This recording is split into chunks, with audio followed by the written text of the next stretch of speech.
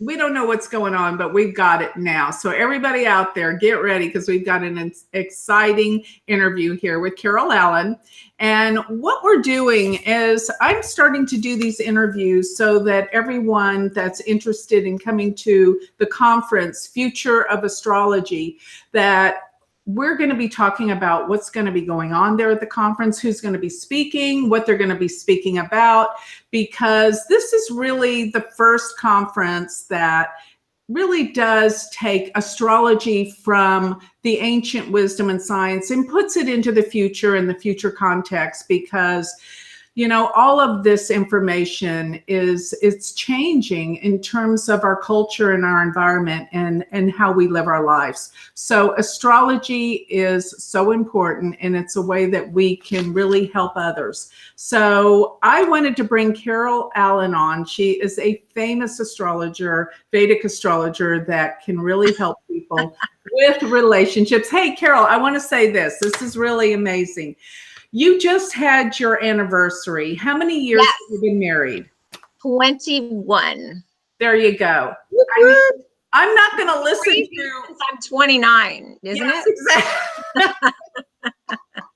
I mean, I'm not going to listen to somebody about relationships if they haven't ever been in one, or if they've been divorced 3 times, right? I mean... Well, honestly, when you've been divorced 3 times, you know how to do everything wrong. Like, you know the pitfalls to tell people to avoid. I have wonderful friends that do this work that have had horrible love lives, and they're very, very good at it. It's sort of like saying, I don't want to go to a mechanic who can't drive. He might still be a great mechanic, right? But it is good. I mean, I will say I draw on my own experience so much because, I mean, I don't know about you, but most of us that help others, we were our own first customer. We got into the thing that we are into because it was first so helpful to us. So with my first astrology reading, I came crawling on my hands and knees and lips, over broken glass, because my life was so confusing and I wasn't sure where I was headed and I didn't know what I wanted. And my chart just had all the answers. And I was so blown away that I then wanted to be in the other chair. I wanted to be the person giving the answers instead of seeking the answers. Yeah. But so, I mean, you're so sweet to give me that acknowledgement, but it's really not a requirement. Well, and you know what? That's great you said that, because a lot of people that may have been through bad relationships and they're feeling, well, is there hope for me? And you're saying absolutely, yes. Oh God, yes. Because it really does take having a skill set. Great relationships require great skills. Right. Michael Jordan, yes, he was the right physicality to be a basketball player, but he then practiced and studied and had coaching for 1,000,000 hours. Okay. Right. He didn't play a single game without a coach. Yeah. And so for us to expect that we can do the most important thing in life without anybody's help, and that all of it should just be inborn and up to us, is a really unfair expectation of ourselves. And then we have all that shame when we don't do well at it, and then we beat ourselves up, and then that only erodes our self-esteem and our self-confidence all the more. And then when we try to show up the next time, we're even more going to sabotage it because all of that is what we bring to it, Exactly. So yeah. So but you've been married a nice long time. How long have you guys been? I know. I'm going to tell, because most people haven't been on the planet that long.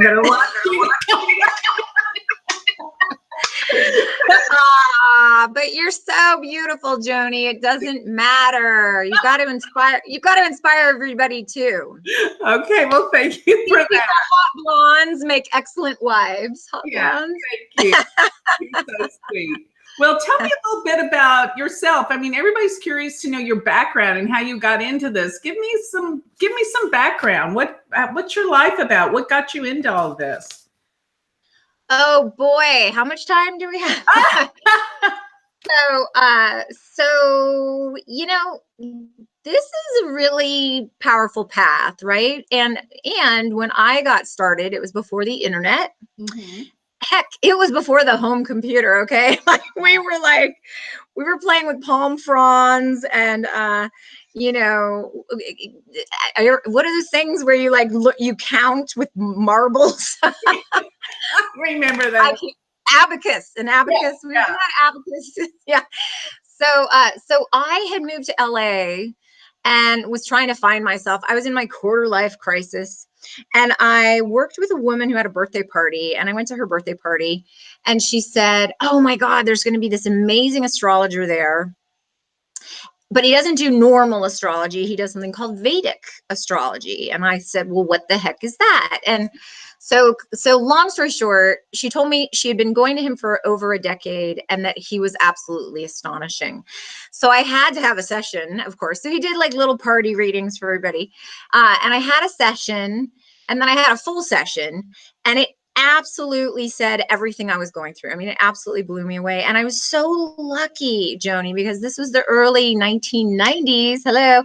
And at this time, Vedic astrology was virtually unheard of unless you were living in an ashram setting, unless you were a Hare Krishna, or unless you were a devotee uh, of Yogi, you know, Paramahansa Yogananda, right?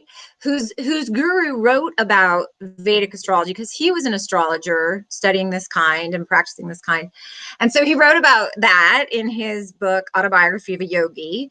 So, but otherwise, if you were anybody else, which was most of us, you would have no reason to hear of this. There weren't mainstream books about it. There weren't people on the radio talking about it. Well, I was so lucky because I was in LA, and it just so happened that the man who gave readings at that party was a teacher at a school that was 6 blocks from where I was living in my little West Hollywood apartment. Wow. So because I wanted to be in his seat, he said, "Oh, we'll come to the school." So I went to the school, and it would be 5 of us at a time in a woman's home drinking herbal tea for $6 for a 2-hour class.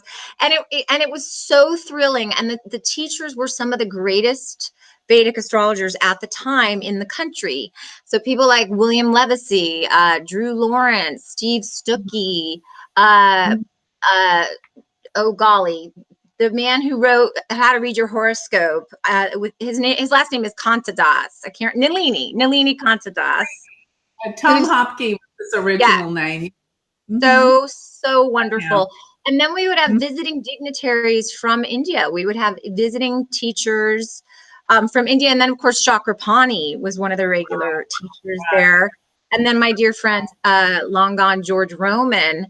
And so we had more fun. And so the training was so personalized and so rich. And in the moment, you could ask questions.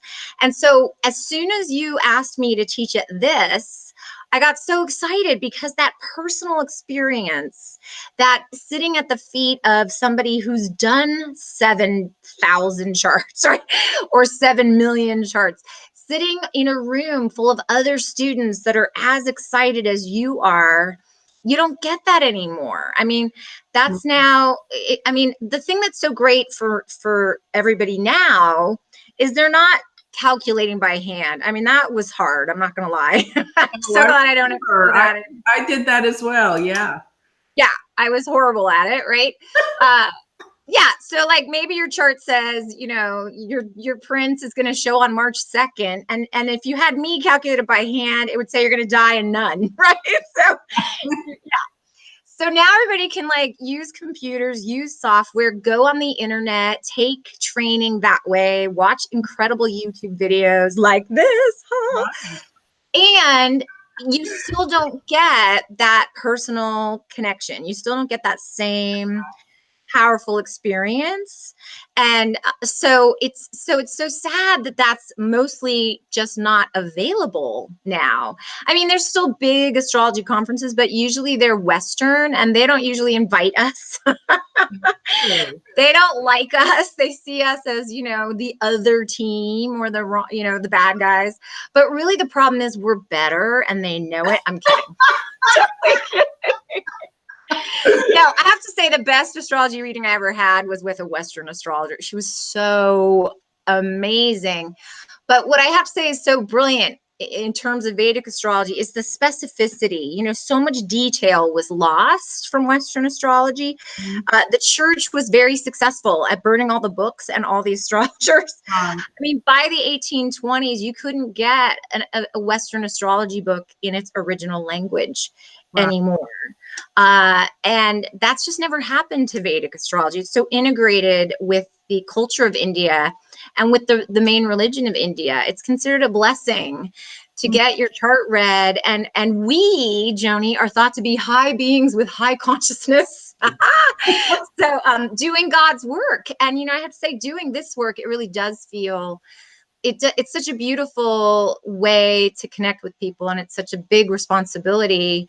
But I'm so grateful for that insight that I had sitting across from that first astrologer, because it's just been so gratifying. So I went to the school for a million years, started going to conferences so I could meet even more committed students like you, started making a lot of friends with other astrologers. And what happened in my practice, because I quickly started giving readings, is everybody wanted to talk about love.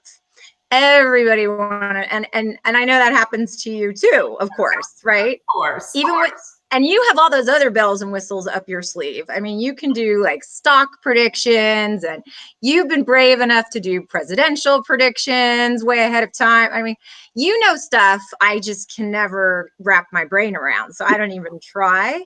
But what Vedic astrology is so profound at, I mean, really any of it, and they have been arranging marriages in India for forever. And still, do you know, it's still 90% of their marriages are arranged. Can you imagine? So, and they consider it a sign that we live in a dark time, that women choose their own husbands now. Okay. Yeah. Like, isn't that hysterical? Yeah. So I think that's so funny. Yeah. So I quickly recognized that I needed to become more informed about relationships, because it was all anybody wanted to talk about. So I dove really deeply into the techniques of relationships, and I took really advanced courses just on that. And then I did a ton of looking at famous couples to see examples where we know the whole story. We know the cute meet to the big divorce or the death, right? Or we know, we know how many kids they had. We know what happened to them. And so I started studying tons of famous charts, and it was so fascinating. And I have to say, it's like hair-splittingly accurate, these techniques. And what I find in talking to people about astrology is there's a lot of misunderstandings when it comes to the topic of love, especially around the idea of compatibility. Am I echoing now? It sounds like I'm echoing. Can you hear me echoing? I can feel. Oh, good. Yeah. Okay, good. No, And it's just me. this is fun. Okay, you're so cute. Yeah. What I quickly noticed is everybody just wanted to talk about compatibility. And if I said a couple was compatible, they would think that that was some sort of guarantee, right? That meant they were set. But then they would hit like a hard transit or a tough planetary period, or something would happen and the relationship wouldn't necessarily make it. And then they would come back angry, like, but you said we were compatible, right? And so I quickly recognized there was a whole other side to things. And what's amazing is that in the ancient books of Vedic astrology, when they talk about relationships and they talk about how to select mates, so they're talking to the parent, right, of how to choose, and they're always talking to the men, let's be honest, in the ancient books. Right. You're right. We are maverick, Joni, in the whole history of Vedic astrology, we're women. And this was simply not done, right? But anyway, so they're talking to the men, and they say, when selecting a wife, it's much more important to choose a bride that has a good horoscope than to choose a bride who there's the perfect compatibility. Okay. So more important than compatibility is a little thing called relationship capacity. And I learned this from our dear friend Ernst Wilhelm, right? Who's one of my advanced teachers. And Mhm. he really emphasizes that, and I've seen this, bear out in my practice and in my life with all my clients again and again and again, is if you have ideal compatibility, right? You have like dreamy chemistry and that feeling of connection and rightness and ease, and you want all the same things, and you're headed in the same direction, and your families are all for it, and your friends think it's great. If both people don't have good relationship capacity, if they're not generous, if they're not steady, if they're not patient, if they're not committed, if they can't hang in there when the going gets rough, that is why when they hit a tough time, it can be party over. That is why, when we go through challenge, this is when it's sometimes harder to avoid our lower natures, right? When Mhm. we're in our fear, or we're in, financial difficulty, career struggle, temptation, that is when the weaknesses in our charts might tend to come forward, right? And so some people, their wiring, their inborn design just kind of sets them up to make poor decisions or let others down. And so learning all of that stuff has completely changed how I talk about relationships. And so that's what I'm going to talk about at the conference. And so what I love about the name The Future of Astrology Yeah. is the past of astrology in this country especially is very like sun sign astrology, right? And it's also very, hey, when it comes to relationships, are we compatible? Are we compatible? That's all anybody wants to know. Uh, and if so, yay, there will be love, right? But what I want to help everyone understand, since the idea is these are other astrologers coming, or other possible astrologers, right? These are people that are going to use this wisdom to help others, or already are, is I want to help everyone understand what's the priority. And I've coined the term the 5 critical keys to love. So Mhm. there are 5 crucial astrological things that need to be looked at before you can really truly give like a thumbs up to a relationship, or a thumbs down to a relationship. So that's what we're going to talk about. And then we're going to look at some fun examples of famous couples. So I'm really excited, and I'm super grateful to be invited to the party. And it should be really special. Should be really special. Well, thank Yeah, you. so that's some of my background. A whole bunch of other stuff happened, but I won't bore everybody. Well, well, I think it's hardly boring. I think it's very exciting. The fact that you were so lucky to be there in LA with, I mean, all Crazy.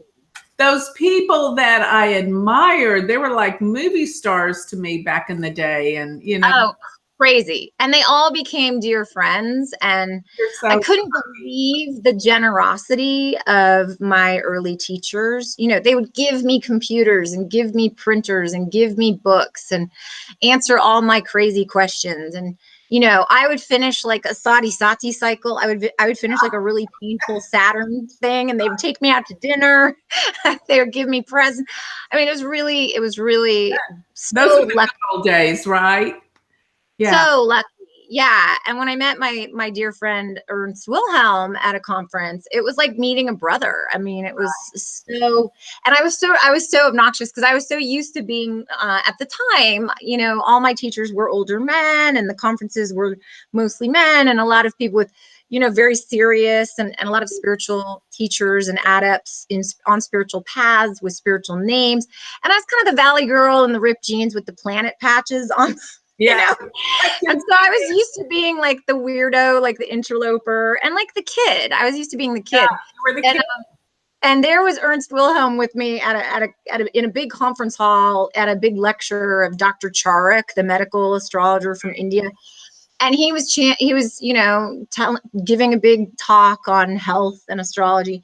And I kept chiming in, and then this kid across the room kept chiming in, and gosh darn it, he was younger than me, and he had a ponytail. I was like, who's that? Wait, what? You know, and everything he said, I was either about to say or had said a different way. I mean, we were like, wait, huh? Yeah. And so, so he really took my training like to a whole other level. So yeah, that was really, well, you know, that was really, that was one of the reasons why I wanted to have this conference, because so many people, the only way that they learn is through these videos, or, you know, it's great that we have these interactive videos, which we will take some questions at the end, guys. But I mean, it's just like for so long, nobody gets to meet in person anymore. And like you say, the Vedic conferences are far and few between. They're all the Western. So this is a chance for us to really all come together, and you guys can come ask us questions, you know, and I'm having a dinner at my house Saturday night. So I want everyone to really, you know, be able to come together and pick our brain.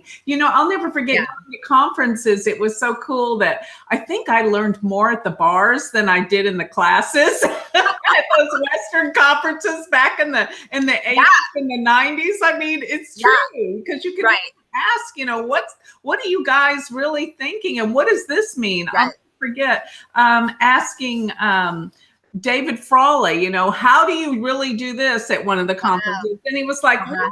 Okay, that's the way I do it, but that's not the way the books say. You know? That's great. That's great. Yeah. Yeah, I would tackle people in the hallways and get extra handouts, and, you know, get recommendations of books to read. And yeah, it's just really, it's fun. It's great. It's fun. So we are going to have so much fun. You are amazing. I mean, the information and relationships, like you say, that's something that I don't think anybody has a handle on like you do. So this is going to be thrilling to have you here and give all your little tools and techniques that, you know, I can't wait to find out. And here I'm going to share all my stuff about prediction. And the other thing is I've got an all-day workshop, Carol, that I hope you're gonna get up in the morning. Get up in the morning for. Remember, you said mornings are not your favorite time, but I know, but I'll be there anyway, because I'm at 8 a.m. I give all my secrets, and it's things that I've never read in a book. I mean, there's stuff that I've stumbled upon that I was just like, wow, I don't understand how this works, but it works, you know, that kind of thing. So this is going to be a blast. And well, yeah, I mean, one of the things I'm going to talk about is not only how can you tell relationship capacity, but what are key coordinates in compatibility that people often don't know, like who's going to pursue who, right? Because it isn't just that, oh, well, men always pursue and women always say yes or no, especially these days, right? Where all the rules are sort of out the window. And women will call me and they'll be like, well, he isn't calling and he isn't pursuing me. And I'll look and I'll say, sweetie, this is a really cautious guy. And you have the faster process. So how about you, I don't know, how about you reach out and see what happens? And I've had that go really, really well for people. Just understanding these things. I had a client almost break up with a man because he wasn't proposing. They'd been together a long time and he wasn't proposing. And I said, listen, he's a step-by-step moon in Virgo, sun, Saturn, slow poke, right? So helping her see this wasn't personal. I think that's the gift, especially of astrology, any of these divination systems, numerology, palmistry. It just takes so much blame and shame out of our lives to understand, oh, this is why this is this way. And this is why I can't be mad at my partner. They're not doing this to me. They would do this to anyone, right? So this is who they are, you know? Yep. Good. Well, I have some things I want to share, or either you can straighten out with me. There's certain aspects that I thought usually mean a relationship don't work, but I want your opinions. Okay. So we have got a lot to talk about. I can't wait. Great. And all of you out there that have questions, I mean, do you want to look over and see if there's, can you see the questions right now, Carol? Do you want to answer? So I just see the one that I wrote. So okay. Let me read some of them because I can actually see them. Yeah, okay. I don't see any. Sorry. Okay, Cass T, she says twin flames. Yes, I've heard it may signify emotional issues. Wow, I really enjoy reading Vedic astrology. Great, good. So relationship compatibility and compatibility aspects. That's what Jessie Lynn wants to know about. And Beth wants to know about Western versus sidereal. That will take a while, but we'll go into all of the procession and all that. Let me just say this. Western uses the tropical system, which is based on the seasons and the sun. And every year you've got the sun in a certain sign tropically according to the seasons. But sidereal astrology is based on the stars. And because the stars are constantly moving and they've moved backwards, from 2,000 years ago when both zodiacs lined up, we are almost 23, 24 degrees backwards in the zodiac difference. So the sidereal astrology is based on the astronomical stars, their motions, whereas Western astrology is based on the sun and seasons. I hope that helps. Okay. All right. So yeah, it's really what are you relating what to what? And Western, you're relating the earth to the sun. Vedic, you're relating the earth to the stars. exactly. And that's how astrology began, is observing the stars. And yeah, and over time, the earth is spinning really quickly like a top, but wobbling very slightly. And so we've slightly shifted in our position to the sky. Exactly. Ancients thought the sky was changing. That's where that children's story of like Chicken Little and Henny Penny and the sky falling comes from. Is ancients looked up and, you know, if they went out the same day every year and looked at the constellation above the horizon, they were expecting it to never change, but it slowly shifts and shifts and shifts and shifts. And they were like, we're going to die. The sky is falling. Yeah. But yeah, to stay astronomically literal, which is what the Vedic system does, you have to use the sidereal zodiac. And there's arguments for both. And I've had great readings, as I said, in both.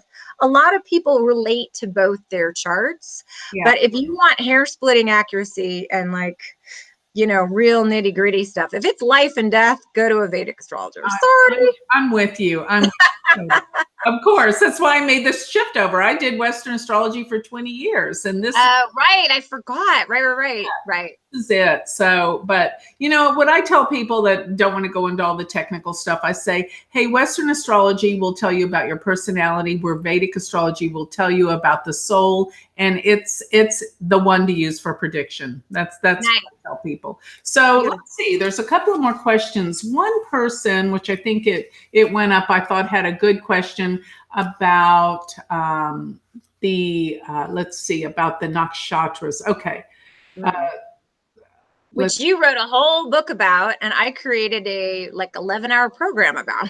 Right. I mean, that's it. It says, how important is the nakshatra compatibility or the score you get in Vedic moon compatibility? Can you answer that one? So the nakshatra compatibility is the most important thing, and you're comparing moon to moon. The score you get is the least important of that technique. That's a 15-step technique, and one piece of it is you get a number that's between 0 and 36. That's a CUDA system. Is that what you're talking about? Yes. And ideally you want to be you want the number you get to be at least 20.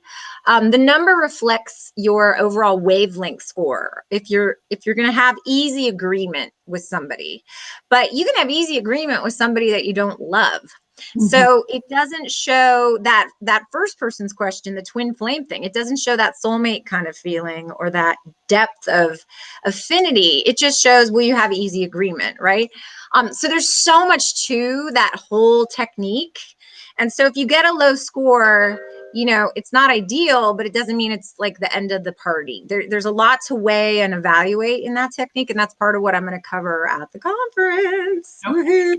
And Jennifer Rowan said, Joni, if we can't attend the conference, I see we can purchase videos of different parts of the conference. Will the video or link include both the 2019 and 2020 predictions. Yes, we're going to have recordings that you can purchase after the conference or before, but we have it so that you can buy either the whole conference, or you can buy one day, or you can buy the 2019-2020 predictions. So that will be on the conference website, which is futureofastrology.com.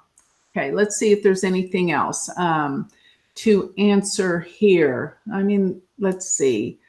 In my solar return chart, the solar return midhaven, this is what Kay Floyd said, is the exact conjunction with my natal ascendant. What will this bring me? Do you know the answer to that? I don't think it's about relationships. Well, I mean, the ascendant is the self, and the midheaven point has a lot to do with career. I mean, honestly, I've never thought about that kind of correspondence. I mean, I wonder if it's simply. Yeah, it's not relationship. You know, the 10th house is our social standing and our career. So that's another whole ball game. We're talking about relationships tonight, guys. Can I answer the twin flame question while you're reading the other ones? So, you know, there's this notion of something called twin flames, which, by the way, the Vedas do not talk about. Right. And it's the idea that that half of your soul at one point was broken off, and that there's only one other entity in all the universe that can make you feel truly whole. And I spent an entire day researching this topic and this term, twin flames, because people think it's the highest the love, and then it's the most special. But the question was, I've heard it creates difficulty. So what a lot of the writings I read online had to say about it was that a twin flame relationship is so intense and such a profound connection that it brings all your skeletons out of your closet. It brings all the boogeymen out of you that need to be healed, and that can be very challenging. And so twin flames come together to like initiate each other and stir all this stuff up. And then often that's the whole purpose of the relationship. And then they don't stay together. Anyway, I got to tell you, here's what I really think about twin flames. I think the idea is a beautiful idea, but I don't like promoting the twin flame idea. People will write to me and they'll say, well, I've met a soulmate, but I'm not sure it's a twin flame, so I think I might break up with him. And I'm like, good God, are you kidding me? Are you lucky enough to have found someone you love, that loves you, that feels familiar, that feels easy, that you can have a great life with, that you care about, that you respect, that respects you? I mean, like, I want everyone to, I don't want to say lower your expectations, but if you're holding out for perfection and this idealized like dream, then as soon as you have a human misunderstanding, or as soon as somebody trips over one of your triggers, or you trip over theirs, or they're in a bad mood, you're going to decide they're not your twin flame, right? Like you're going to, and I see so many spiritual people, Joni, alone. Yeah. And part of it is they're very sensitive, right? So they take all of this harder. They're often introverted. You know, they're the meditators, they're the dream journal keepers. And I love all that. And I'm that girl too, right? And, you know, I read studies, and those who end up happily married really do treat it like a job, and they really do take it on, and they really do create the space in their life and implement a strategy and go for it. And those of us married decades, right? Like most of us really had to learn how to communicate, how to set boundaries, how to speak up, how to honor ourselves without being dishonoring to the other person. I mean, I don't know about you, but I used to be kind of a banshee. Okay, so I used to be I would get snappy, I would get a little bossy. I have a lot of Mars energy, which we'll also talk about at the conference. And my poor husband, you know, sometimes had to slink away. And then I got some skills, and I don't do that anymore. So right. Yeah, we all learn. You know, we live and learn, and I think a lot of that deals with maturity as well. Sometimes, not all. But I have two good questions. Oh, good. Yeah. Great. one of them, Jesse. Jesse wants to know if does Jupiter influence relationships for women in your opinion? Oh, Jupiter rules husbands in marriage, so heck to the yeah. Yeah. And Jupiter is just the planet of like healing and blessing of anything. And so when it comes along to the house of partnership, when it comes along to the ruler of the house of partnership, these are indicators or are one of the pieces of a few that are required of what I call a season of love, right? And so absolutely Jupiter is important. 1,000,000%. Yeah. I agree totally. Yeah. So I mean, another of good course. question. It's very imperative to the right here and now. I just had to open a window because it's hot. One thing, this is the most imperative question I think of all. What do you think about this Venus retrograde? Is this going to influence relationships? How do you think this is going to work? And that's what Well, Stephanie it said isn't. that. Oh, hi, Stephanie. So it isn't just retrograde, it's retrograde in Libra, which is I know. so beautiful. So Libra is the natural sign of partnership, and Venus is the natural ruler of the sign of Libra. So when Venus is in Libra, it's the home team on the home turf having the home advantage, right? It's like a very happy Venus. When it's retrograde, it's actually closer to the earth as we both orbit the sun. So its influence is actually greater. It's actually stronger. Now, it can be stronger.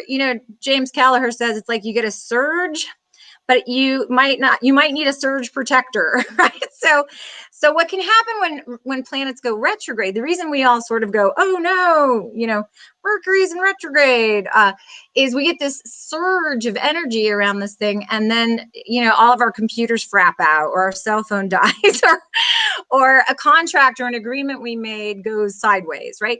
Well, when Venus is retrograde, retrogrades are all about looking at what needs healing and what's unfinished from the past. What things do we think are done with that kind of come back and sneak up on us, and we're like, oh. But it's a beautiful time I love retrogrades for going inward and saying, what's going on with me that I need in this area, or what do I want in this way? And so with Venus, of course, it's around Venus things. Venus is the planet in astrology that symbolizes love, pleasure, sensuality, sex, romance. It also, though, is discrimination. I mean, Venus helps us decide what's a good idea, what's not a good idea. Venus is diplomacy. Venus helps us charm people and influence people and sell people on the things that we want, right? Mm-hmm. And so when Venus is in its own sign retrograde, it's an amazing time to get insight and awareness into what you need around all Venus things.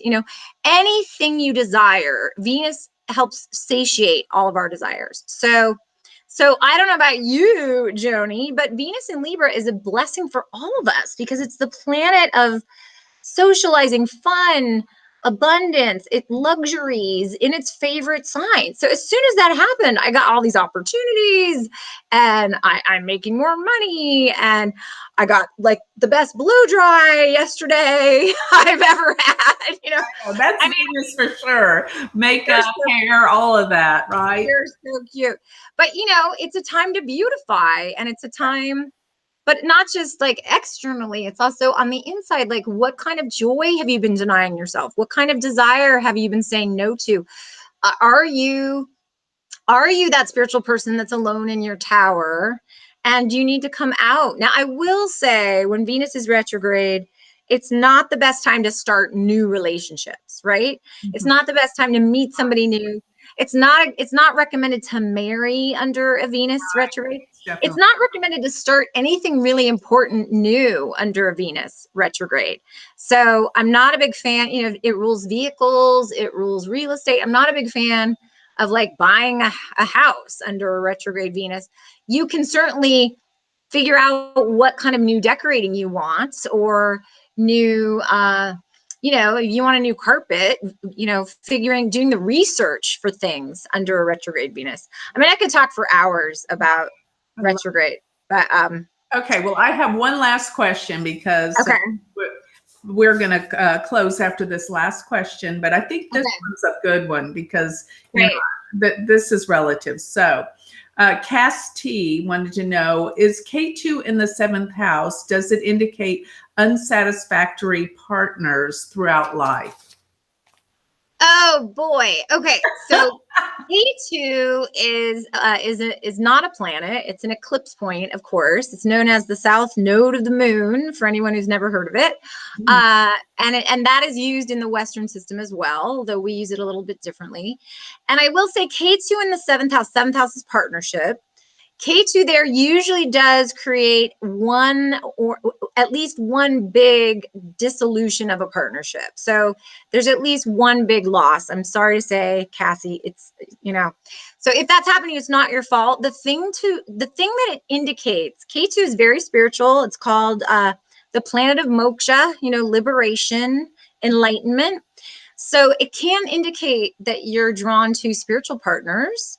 It can indicate you're drawn to people very unlike yourself. K2 can indicate unusual, foreign, countercultural. Now, so that's all the higher octave of K2. Then the more challenging aspects of K2 is K2 can be flaky. K2 can make things stop start. It can make the rug get pulled out from under you. It can make you feel like you're trying to, build a house on sand. So what I always recommend to my clients that have this is really take your time before making commitments. Get to know people over time and say yes to people that you don't think are what you want. Like if somebody says, "Oh, I know this great guy and he's older," say yes. Or, "Oh, I know this great guy, but he's from, another country," say yes. Because and by the way, if it's a great girl, hey, maybe say yes to that, right? So when K2 is in the mix in your chart around love, there's always something unexpected. But it just might be the thing that leads you to your greatest enlightenment. So it's not always negative, but it does require more awareness and more time. So take it slow. Yeah. I'm with you 100% on that one. You're so right. So this has been a blast. You are so much fun. I cannot wait to get here and we can really dive into all of our studies and, share experiences and tools and techniques. So everyone out there, I really, really want you guys to come, if you can, to our conference so that we can, go back to the old days where we get to talk and share and, as Carol says, sit at the feet of the master so that you can learn and understand all of this. And it's live. We're here to answer everyone's questions. So, Carol, and the lineup, I mean, Joni, it's like astonishing. The other teachers, like their resumes are so incredible. I'm really honored to be among you and really grateful. So it's going to be, and like the caliber of the wisdom is going to be off the chain. Yeah. I didn't really plan. Well, I did kind of plan to have all women at first. And then I thought, no. And then all the guys that I invited, they didn't come or they couldn't come. So it ended up being all women anyway. So I think this is kind of an amazing, change, because remember when we started studying, I mean, it was unheard of. There were so few women that were the instructors in Vedic astrology. So times have changed. And I think we can put a new bent on things, but let me just say, this doesn't mean that guys can't come and learn so much. The only guy I have speaking is my son, Austin. He's the only guy that agreed to do this with us. So, and he's adorable, ladies. Come on down. He is definitely that, but of course I'm partial, I have to say. So anyway, once again, guys, thank you, Carol, for coming in and sharing your knowledge. Thank you, Joni. This was super fun, and I'm really excited. All my favorite people are from Texas, so I can't wait. Thank you. Can't wait to have some sweet tea with y'all. Yeah, your husband's from Dallas, so I love that. Yeah. So we are going to have a lot of fun. So I'm going to close with this, but please, guys, if you want more information, if you just came on, the conference is futureofastrology.com. check it out, see the speakers, see the program. It's October 5th through the 7th. And another thing is Dallas is easy to get to. It's centrally located. The hotel is fabulous. And the dinner at my house, I'm looking forward to having so much fun to share, socialize, network, and become good friends. So that's what the cheapest tickets are on Spirit Air, which I think is a fitting name for what we're up to, right? The cheapest airline ticket. Oh, yeah. The cheapest airline tickets. I just got the most inexpensive ticket, and it was cheaper than anything on Expedia or Travel Equity. Like, we can do this now. We can travel for practically nothing now. We can all come together. It's amazing. So let's do it, guys. Let's all get together and have a blast and really get to know each other in Vedic astrology. So with that, I'd like to close. Thank you, Carol. Namaste. Thank you. We will all see each other. Thank you, everybody. Namaste.